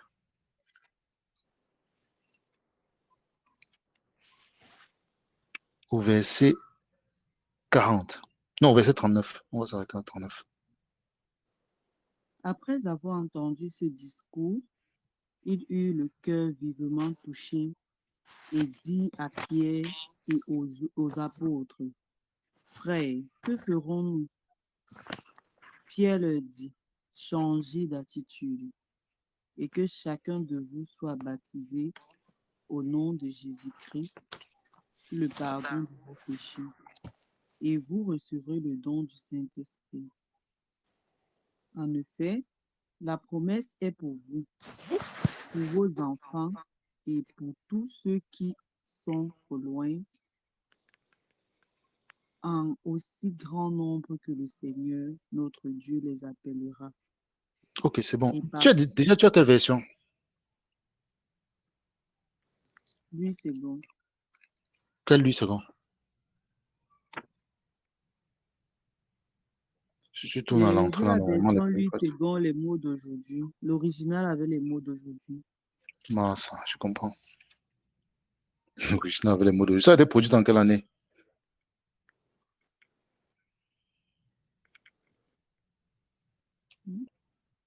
Normalement, après le titre, tu devais voir cette édition de Louis II, on doit te donner la ligne de production. Il n'y a pas d'édition. Ok, anyway. En C'est 2007, pas... Bon, voilà, 2007, je comprends. Ok, anyway. Le contenu, ou bien la compréhension du contenu reste le même. Quand tu lis le verset 38, qu'est-ce que ça te dit, toi?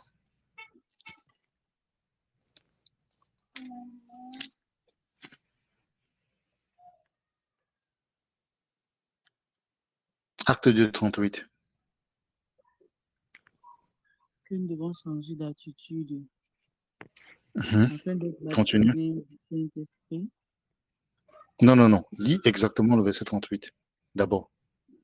Pierre leur dit, changez d'attitude et que chacun de vous soit baptisé au nom de Jésus-Christ Stop. pour le pardon de vos péchés. Stop. On dit baptisé. Baptisé au nom de Jésus-Christ. Ok, comment tu as été baptisé, ma soeur? J'ai été baptisé au nom à l'ancienne époque. C'est-à-dire, on a versé le sur ta tête au nom du Père, du Fils et du Oui, Saint-Esprit, on a c'est ça? versé le sur ma tête. Voilà. La porte d'entrée, c'est d'abord ici. Je t'explique ce qui se passe dans Acte 2 très concrètement. À la fin de la mission sur la terre, le Seigneur Jésus-Christ part. En partant, il demande aux disciples qui le suivaient d'aller faire de toutes les nations les disciples en les baptisant au nom du Père, du Fils et du Saint-Esprit et ensuite de les enseigner. Quand il part, 10 jours plus tard, le Saint-Esprit descend sur eux qui sont tous réunis dans la chambre haute. Quand le Saint-Esprit descend sur tous qui sont réunis dans la chambre haute, ils sortent de la chambre haute et puis ils commencent à déclarer des choses merveilleuses. Ils parlaient en plusieurs langues. Les gens étant surpris par ce qui est en train de se faire à Jérusalem, parce que c'est quelque chose qu'on n'a jamais vu, il dit que sûrement ces gens sont sourds. C'est là où l'apôtre Pierre prend la parole et il leur dit, non, nous ne sommes pas sourds. Mais ici, c'est l'accomplissement de ce qui a été déclaré dans Joël au chapitre 2. Il sort un superbe discours et à la fin de ce discours-là, verset 36, il dit que toute la maison d'Israël sache donc avec certitude que Dieu a fait Seigneur et Christ, ce Jésus que vous avez crucifié. Quand il finit de parler, ceux qui ont entendu ce qu'ils ont dit ont eu le cœur vivement touché. En fait, ça veut dire que le Saint-Esprit a parlé à leur cœur. Et comme le Saint-Esprit a parlé à leur cœur, qu'ils ont écouté, ils ont tout simplement demandé, que devons-nous faire? Parce que la parole de vérité a été relâchée pour eux. Et c'est là où Pierre leur dit, répentez-vous et que chacun de vous soit baptisé au nom de Jésus-Christ pour le pardon de vos péchés et vous recevez le don du Saint-Esprit. Car la promesse est pour vous, pour vos enfants et pour tous ceux qui sont au loin, en aussi grand nombre que le Seigneur notre Dieu les appellera. Lis au verset 41 maintenant. Frère, s'il te plaît, quand on parle du don du Saint-Esprit, on fait allusion à quoi? Par On fait exemple, allusion à l'esprit de vérité que tu as mentionné tout à l'heure dans le livre de Jean.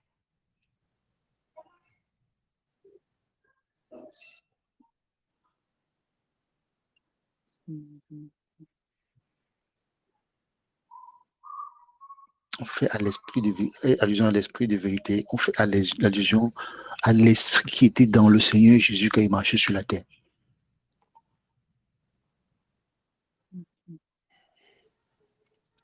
Merci. Mais bon, lis le verset 41. Ceux qui acceptaient sa parole furent donc baptisés, et ce jour-là, le nombre des disciples augmenta d'environ 3000 personnes. Le livre augmentant d'environ 3000 personnes. Donc, ça veut dire que ceux qui ont écouté ce jour-là, qu'est-ce qu'ils ont fait? Ils se sont fait baptiser, non? Mhm. Et quand ils se sont fait baptiser, ils sont devenus quoi? Ils sont non. On dit ceux qui acceptaient sa parole furent baptisés. Ce jour-là, le nombre des disciples augmenta d'environ 3000 personnes. Donc, ils sont devenus disciples. Mhm. Qu'est-ce que toi, tu dois faire donc?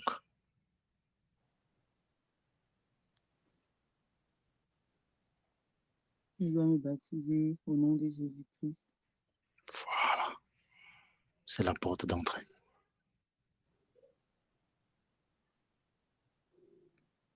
C'est la porte d'entrée. Les conducteurs sont donc disponibles pour te baptiser quand tu le voudras.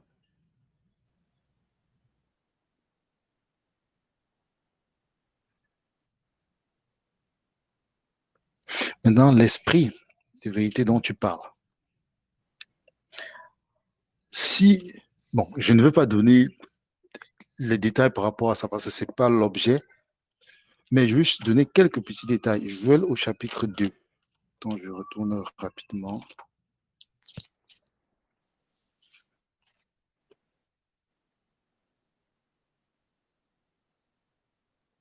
Joël au chapitre 2 à partir du verset 28. Non, lis même le verset 27. Tu es dans ce livre-là, le livre de Joël. Mhm.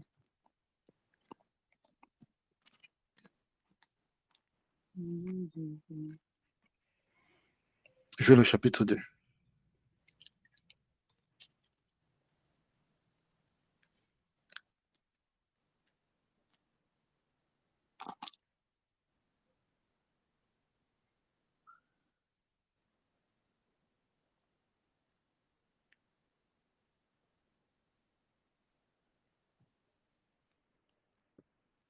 Joël, c'est à la fin de l'Ancien Testament. Donc, si tu remontes rapidement, tu vas voir, il y a Malachie, Zacharie, il y a quelques livres là, et puis tu vas voir le livre de Joël.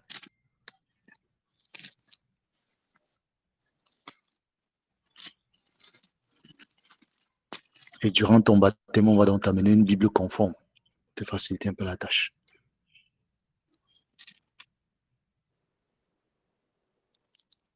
Joël 2, Joël 2 à partir du verset 27. Tu vas lire 27 et 28. Non, 27 à 29.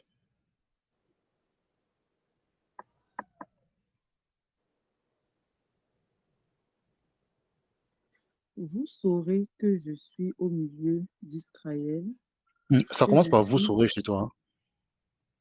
Oui, Joël 2, verset 27. 27. OK. Vous saurez que je suis Mhm. au milieu d'Israël, que je suis l'Éternel, votre Dieu, et qu'il n'y en a pas d'autre, et mon peuple ne sera plus jamais dans la honte. Stop. Qui parle ici?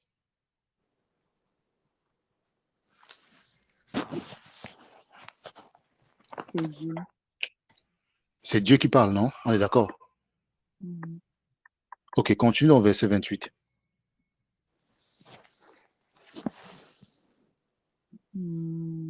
J'ai pas vu. Tu n'as pas 28? Thanks. annonce de la venue de l'Esprit. Ok, continue. Après cela, je déverserai mon esprit sur tout être humain. Vos fils et vos filles prophétiseront. Vos vieillards auront des rêves et vos jeunes gens des visions. Ok, c'est bon. Même Il dit qu'il répandra quoi? son esprit. Qui parle? On avait vu que c'était l'Éternel, non? Oui, Il répandra quoi? Donc, c'est l'esprit qui répand là, c'est l'esprit de qui? son esprit. L'esprit de l'Éternel. Donc, ce qui est en train de se passer dans Actes au chapitre 2, comme l'apôtre Paul, pas l'apôtre Paul, trop l'apôtre Paul, comme l'apôtre Pierre était en train de parler, il dit, et vous recevrez le don du Saint-Esprit. Il est en train de parler ici de l'Esprit de Dieu. Donc, le Saint-Esprit dont on parle, c'est l'Esprit de Dieu. C'est pour ça que je mettais l'accent tout à l'heure. Car le Saint-Esprit, là, c'est l'Esprit de Dieu venant dans une chair humaine. C'est pas magnifique, ça. Donc, le Saint-Esprit dont on parle, c'est l'Esprit qui était en Jésus, qui vient sur les chrétiens pour les rendre capables de faire son œuvre. C'est pour ça qu'il dit qu'à la suite, comme on dit dans Joël chapitre 2, vos fils et vos filles prophétiseront, vos vieillards auront des songes et vos jeunes gens auront des visions. Donc, pour faire vraiment minimaliste, le Saint-Esprit, c'est l'Esprit de Dieu.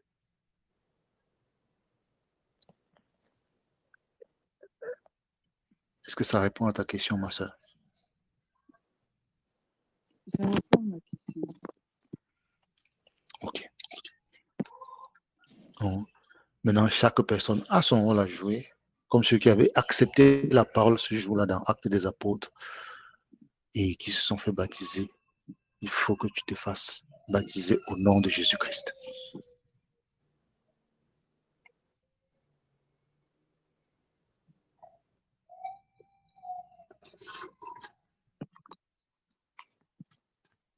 J'ai compris.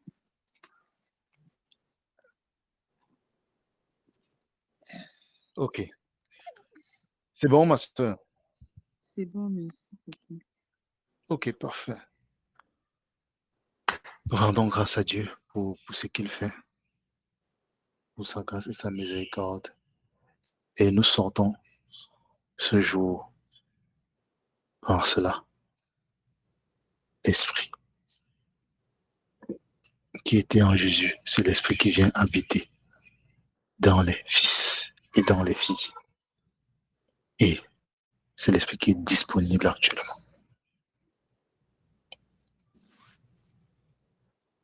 Rendez grâce au Seigneur car il est bon. Rendons grâce au Seigneur car il est bon. Rendons grâce au Seigneur car il est bon. L'Éternel est son amour. Rendons grâce au Seigneur car il est bon. Rendons grâce au Seigneur car il est bon. Rendons grâce au Seigneur car il est bon. L'Éternel est son amour. La maison de mille peut le dire. La maison de Pascal peut le dire.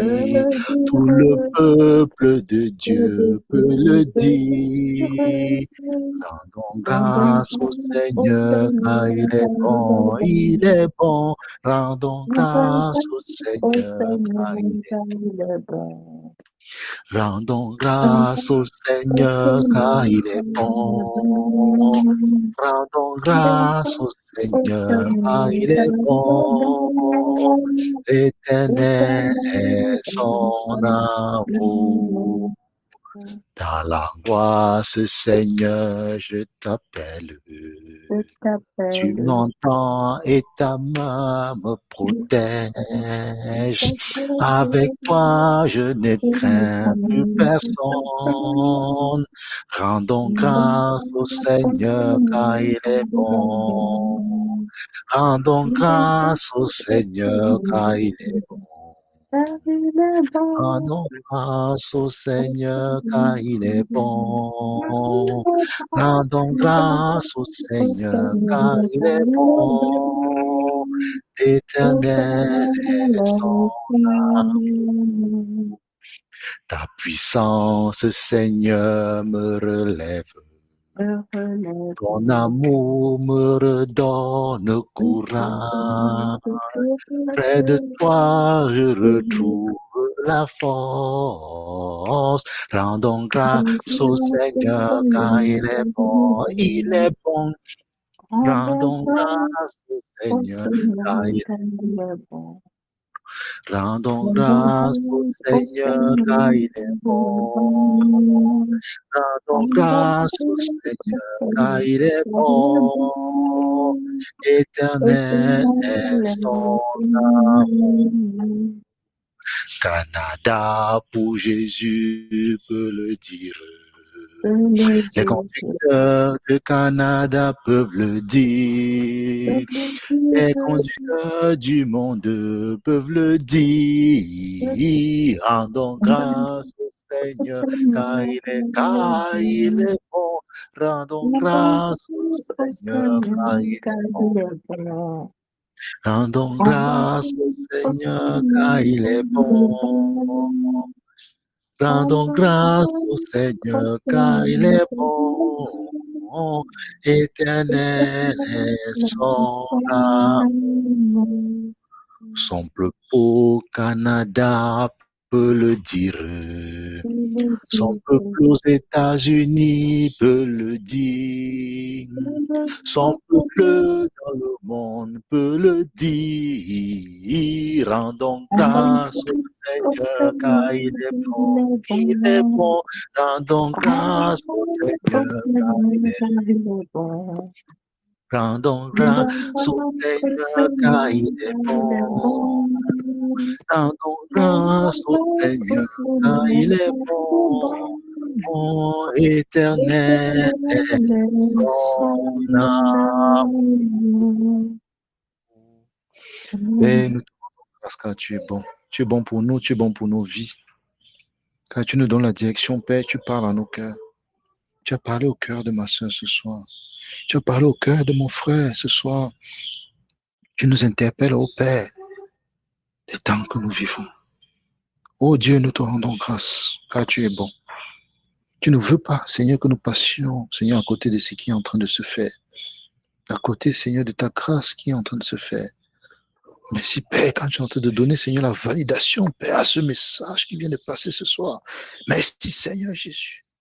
Merci, Seigneur Jésus. Merci, Seigneur. Merci, Seigneur Jésus. Merci, Seigneur Jésus. Merci, car tu es bon pour nous. Merci, car tu es bon pour nous. Merci, car tu es bon pour nous. Donne-nous de disposer nos cœurs au Père. Donne-nous de disposer nos cœurs, Seigneur. Donne-nous de disposer nos cœurs, ô Dieu, pour te recevoir, pour t'accueillir, pour vivre, Seigneur, les merveilles que tu as préparées dans ce temps, dans cette heure de grâce, de miséricorde et surtout de perfection.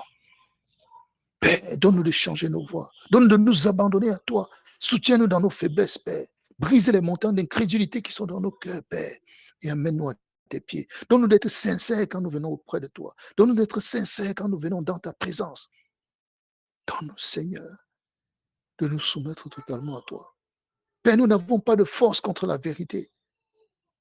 Nous n'avons pas de force contre la vérité. Prends possession de notre être, Seigneur, et fais de nous ton tabernacle. Et fais de nous ton tabernacle, ô Seigneur Jésus. Fais de nous ton tabernacle. Fais de nous ton tabernacle, ô Père. Fais de nous ton tabernacle. Nous nous soumettons à ta sainte présence. Nous nous soumettons à toi, Seigneur. Nous nous soumettons à toi, Père. Nous nous soumettons à toi, Père. Fais de nous ce que tu veux, Père. Fais de nous ce que tu veux. dans ces temps de la fin, Père. Ôte de nous les désirs de ce monde. Ôte de nous, s'il y a une quelconque pensée qui voudrait que nous fassions quelque chose pour le monde. Donne-nous, Seigneur, de faire tout pour toi, d'œuvrer pour toi. Que nos vies te soient complètement soumises. Que nos vies te soient complètement soumises. Que nos vies te soient complètement soumises. Père, donne à mon frère, donne à ma soeur, Seigneur, de tendre la main pour toucher ce pan de ta robe, Père. Ce pan de ta robe, comme cette femme à la perte de sang. Donne-nous de te toucher, Seigneur. Insuffle dans nos cœurs, Seigneur, cette pensée venant de soi qui nous montre, Seigneur, la bonne manière de t'approcher, la bonne manière de te toucher, pour être revêtu de toi. Merci, Père. Merci, Père, pour tes enfants. Merci, Père, pour nos vies. Merci, Père, pour la grâce qui est sur nous, Seigneur. Merci, Père, pour la grâce qui est sur nous. Merci, Père, pour la grâce qui est sur nous. Merci, Père. Merci, Seigneur Jésus. Merci, Seigneur Jésus. Merci, Père. Mon frère Roméo, je ne sais pas si tu es disponible encore. Oui, frère, je suis là. Ok, est-ce que tu peux lire le psaume 91 et puis clôturer la séance de ce soir? Ah, ok, oui.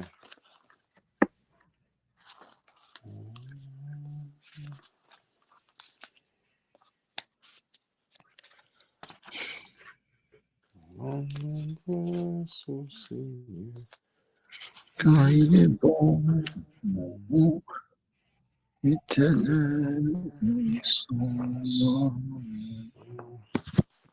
Psaume 91. Ok. Celui qui demeure sous l'abri du Très-Haut repose à l'ombre du Tout-Puissant. Je dis à l'Éternel, mon refuge est ma forteresse, mon Dieu en qui je me confie, car c'est lui qui te délivre du filet de l'oiseleur, de la peste et de ses ravages. Il te couvrira de ses plumes et tu trouveras un refuge sous ses ailes. Sa fidélité est un bouclier et une cuirasse. Tu ne craindras ni les terreurs de la nuit, ni la flèche qui vole de jour, ni la peste qui marche dans les ténèbres, ni la contagion qui frappe en plein midi. Que 1000 tombent à ton côté et 10 000 à ta droite, tu ne seras pas atteint. De tes yeux seulement tu regarderas et tu verras la rétribution des méchants. Car tu es mon refuge, ô Éternel, tu fais du Très-Haut ta retraite. Aucun malheur ne t'arrivera, aucun fléau n'approchera de ta tente, car il ordonnera à ses anges de te garder dans toutes tes voies. Ils te porteront sur les mains de peur que ton pied ne heurte contre une pierre. Tu marcheras sur le lion et sur l'aspic. Tu fouleras le lionceau et le dragon. Puisqu'il m'aime, je le délivrerai. Je le protégerai puisqu'il connaît mon nom. Il m'invoquera et je lui répondrai. Je serai avec lui dans la détresse. Je le délivrerai et je le glorifierai. Je le rassasierai de longs jours et je lui ferai voir mon salut. Seigneur, merci encore une fois de plus pour cette journée que tu nous as donnée, Père. Merci, Papa, pour ce temps de partage. Père, merci d'avoir disposé nos cœurs à l'écoute de ta parole, Père. Merci, Père, d'avoir été avec nous, de nous encadrer, Père. Merci pour ce qui a été dit, Père. Papa, que tout ce que nous avons appris ce soir reste gravé dans nos cœurs, Père, que nous le mettons en pratique, Père, et qu'il nous fortifie davantage, Papa. Oh, Père, que tu es bon. quoi te dire de plus, Père, si ce n'était te dire, Père, de veiller sur nous et de tourner toujours ton regard favorable vers nous. Papa, merci encore pour ton Saint-Esprit qui a dirigé ces paroles droit dans nos cœurs. Et Père, que prochainement, rien de nos vies ne soit le même, Père. Papa, donne-nous de te chercher en esprit. Papa,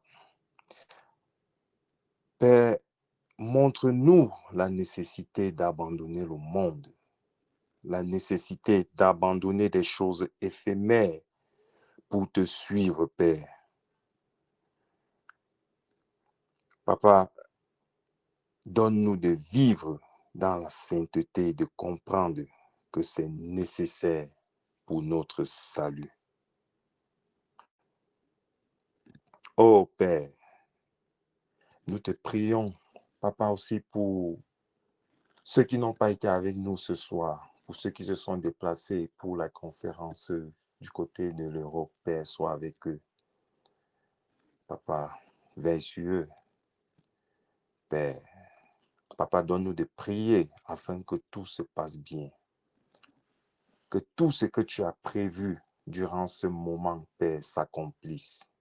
Père, viens, Père, sois avec nous. Visite chacun de nous.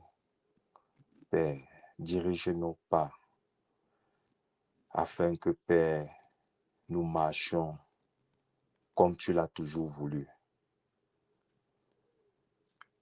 Père, viens, bénis-nous. Sois avec nous, Père. Papa, accorde-nous encore ce genre de moments de discute, de partage, Père, pour la gloire de ton nom. Viens, que ta bonne main repose sur nous. Au nom et pour l'amour de ton Fils Jésus-Christ, nous t'avons prié. Amen. Amen. Oh. Amen, amen, amen. Amen. La grâce et la paix du Seigneur vraiment nous accompagnent nous tous. Soyez bénis au nom de Jésus-Christ de Nazareth. Amen, amen. Amen. Amen, amen. Bonne soirée, bonne nuit.